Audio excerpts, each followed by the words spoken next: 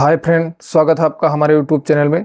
Friend, आज का ये जो वीडियो है ये आधार होल्डर और आधार ऑपरेटर दोनों के लिए है, क्योंकि यूआईडीएआई ने एक अभी नोटिफिकेशन जारी किया है और नोटिफिकेशन जारी करने के साथ साथ जो लोग अपने आधार में फर्जी डॉक्यूमेंट से अपना आधार अपडेट करवा रहे थे उनको कुछ इस प्रकार का नोटिफिकेशन एक पत्र भेजा जा रहा है कि आप इस तरह का जो डॉक्यूमेंट यूज किए हैं यहाँ पर वेरीफाई नहीं हो रहा है। वेरीफाई ना होने का कारण उनको एक पत्र भेजा जा रहा है और उनसे जानकारी मांगी जा रही है कि आपने ये जो डॉक्यूमेंट लगाया हुआ है ये सोर्स को से डेटाबेस से ये वेरीफाई नहीं हो रहा। इसको आप हार्ड कॉपी लेकर रीजनल ऑफिस आइए। 15 दिन का उसमें समय दिया जाता है कि आप रीजनल ऑफिस आकर इसको वेरीफाई करवाइए। अगर आप वेरीफाई नहीं करवा पाते हैं, आपका डॉक्यूमेंट यहाँ पर वेरीफाई नहीं हो पाता है, तो फिर आपके आधार को अंडर रेगुलेशन 28 में रिजेक्ट डीएक्टिवेट किया जाएगा।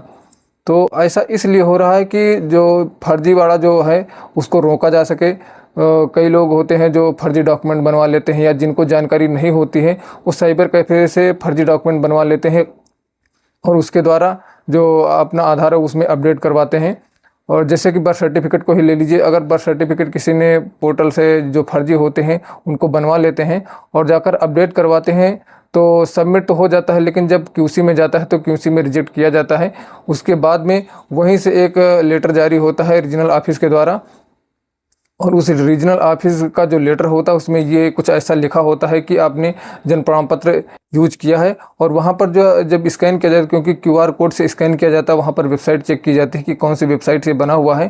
और जो बर्थ सर्टिफिकेट होता है वो .gov जो डोमेन नेम होता है उसी से जारी होता है और अदर का कोई वेबसाइट है तो वो फर्जी माना जाता है। अगर वो फर्जी वहाँ पर शो किया अगर या क्यूआर कोड स्कैन नहीं किया तो फिर एक लेटर जारी किया जाता है इस तरह का और रेसिडेंट के घर पर ये भेजा जाता है और उनसे जानकारी मांगी जाती है कि आप 15 दिन के भीतर रीजनल ऑफिस आकर इसको आप अपने डॉक्यूमेंट वेरीफाई करवाइए। अगर आप वेरीफाई करवा देते हैं, अगर आपका सब डॉक्यूमेंट ओरिजिनल होता है और वहां जाते हैं वेरीफाई करवा देते हैं, अगर वेरीफाई हो जाता है तब तो ठीक है, वो आपका आधार अपडेट कर दिया जाता है।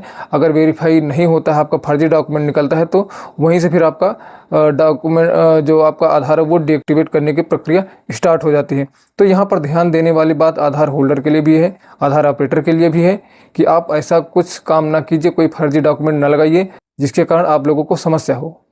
आधार ऑपरेटर को भी इस बात का विशेष ध्यान रखना होगा कि कोई भी फर्जी डॉक्यूमेंट न लगाएं, क्योंकि वो तो अपडेट कर देते हैं लेकिन समस्या का सामना आधार होल्डर को करना पड़ता है। अगर इस तरह का कोई मामला आया तो उनके ऊपर तो पेनाल्टी लगाई जाती है या DOE-1 में रिजेक्ट होता है तो कुछ पेनाल्टी लगती है, ज़्यादा से ज़्यादा उनकी ID को सस्पेंड कर दिया जाता है।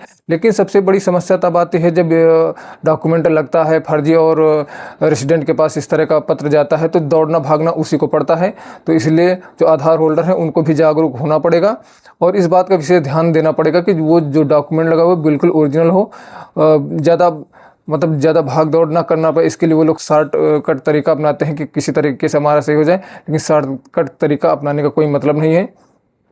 आप सही तरीके से काम कीजिए, लीगल डॉक्यूमेंट लगाइए तो ऐसी कोई समस्या नहीं आएगी। अगर ऐसी कोई समस्या किसी को आ रही है तो इसका समाधान रीजनल ऑफिस के पास ही होगा। आपको रीजनल ऑफिस जाना पड़ेगा, वहाँ पर सारे डॉक्यूमेंट वेरीफाई करवाने पड़ेंगे।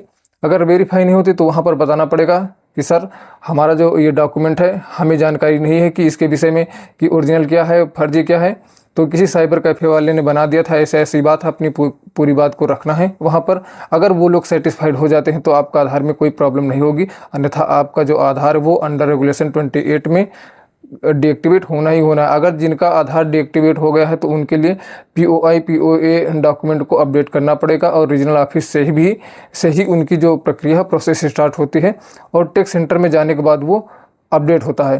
क्योंकि जब डीएक्टिवेट आधार किया जाता है तो RO के रिकमेंडेशन पर डीएक्टिवेट किया जाता है और एक्टिव किया जाता है तब भी वो RO के रिकमेंडेशन पर ही एक्टिव किया जाता है। तो ये थी कुछ आज की जानकारी। अगर मित्रों ये जानकारी आप लोगों को अच्छी लगी हो, इसमें कोई अच्छी जानकारी आपको पसंद आई हो तो इस चैनल को सब्सक्राइब कर लीजिए और ये जो वीडियो आप देख रहे हैं इसको लाइक कर दीजिए, अपने फ्रेंड में शेयर कीजिए। अगर आप आधार ऑपरेटर हैं तब भी सब्सक्राइब कर लीजिए और अगर आधार होल्डर है तब भी आप सब्सक्राइब कर लीजिए। मिलते हैं किसी नेक्स्ट वीडियो में, तब तक के लिए धन्यवाद।